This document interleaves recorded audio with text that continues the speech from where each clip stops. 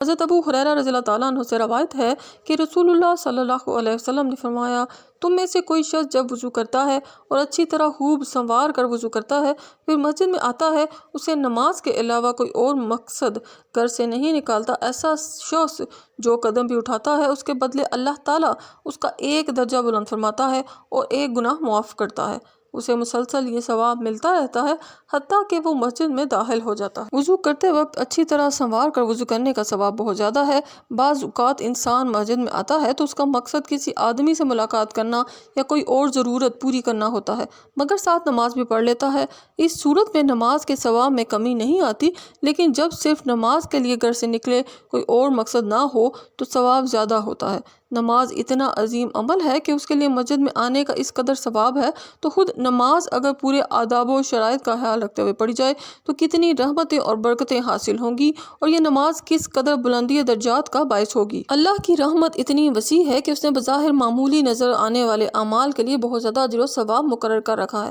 پھر بھی اگر انسان جہنم سے چھٹکارا پا کر جنت حاصل نہ کر سکے تو یہ حقیقتاً انسان کی بہت بڑی کوتاہی ہے۔ مسجد کے بجائے اپنے گھر، دفتر اور دکان وغیرہ سے وضو کر کے مسجد میں آنے کا ثواب زیادہ ہے۔